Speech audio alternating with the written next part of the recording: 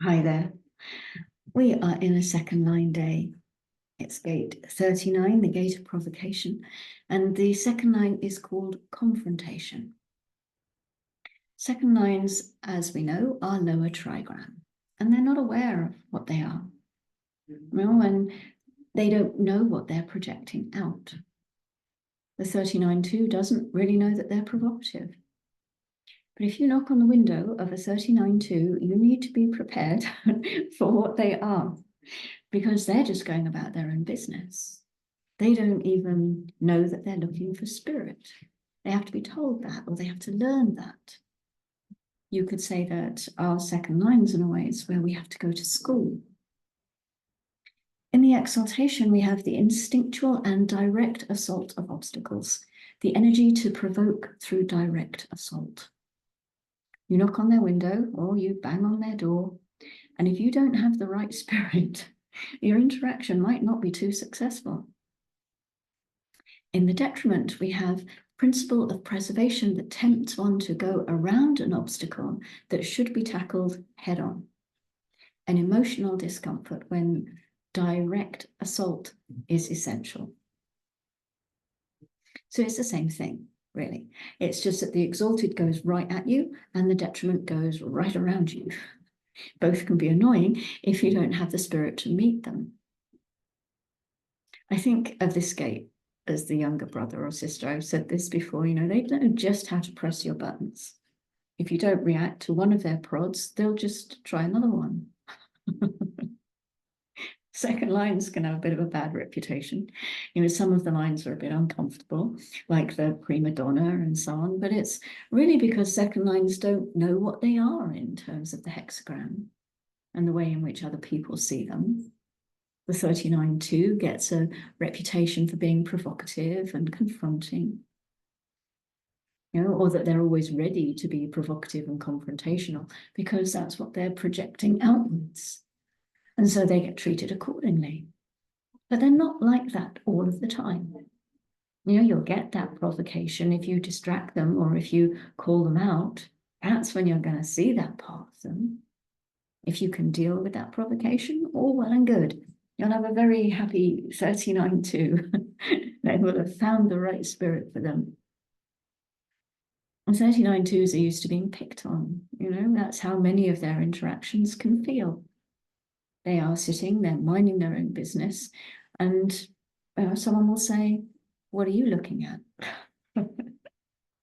Like, oops, I was just sitting there minding my own business. So it's no wonder that the second lines actually end up just, "Oh, leave me alone. I just want to be alone." Imagine the discomfort of a 39 who doesn't have a defined solar plexus and is consequently avoiding confrontation. They're actually avoiding their own nature instead of embracing the discomfort, which of course is easier said than done. In the 38-2, we have politeness. So there's a wonderful grounding line to the gate of provocation in the line of confrontation. Politeness. The second line being polite, well, I guess then they won't necessarily offend people by their confrontation.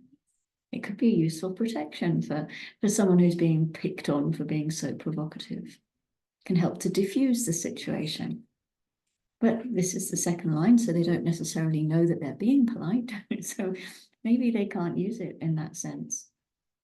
Do you have this activation? How does it play out for you? Or maybe it's something you've witnessed. How have you witnessed it playing out? Please do share your insights if you have any. I would be very curious to know. So the moon is still in gate 24 in the Ajna. And then it moves into gate 2. So it's going through its individual. We notice these patterns that come up with the moon. And we have all the throat gates. We have a lot of splenic gates together. We have the 3 manifesting throat gates come up together.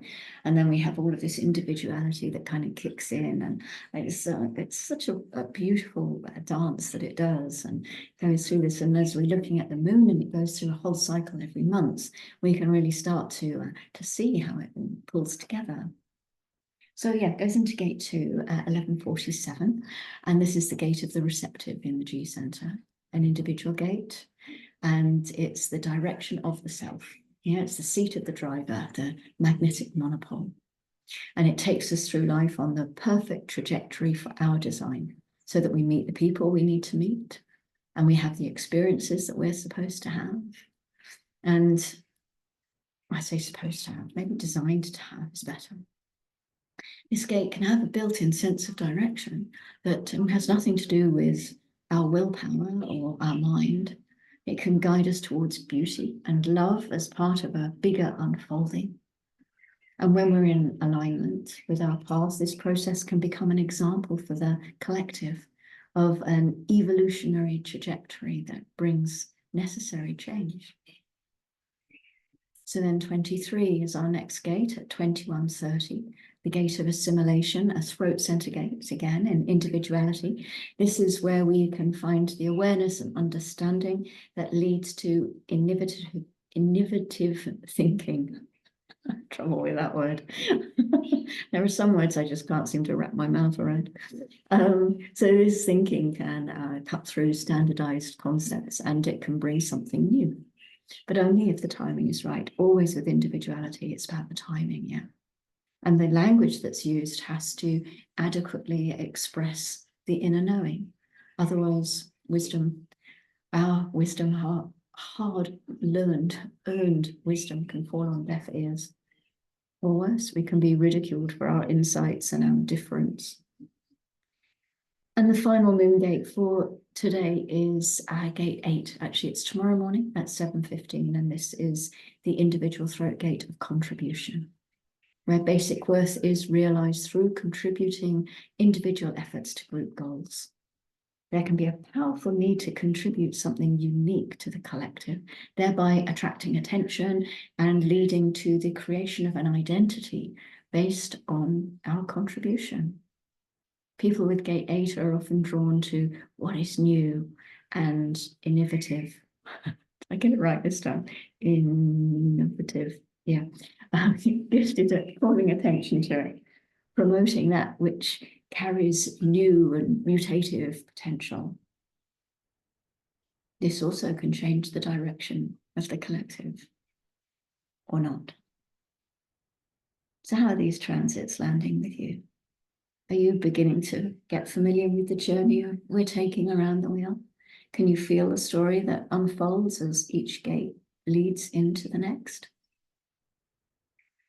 I am very grateful for your presence and for watching, listening, however you are taking this information in. And I wish you well today. I will see you tomorrow for a third line day. And until then, very gently.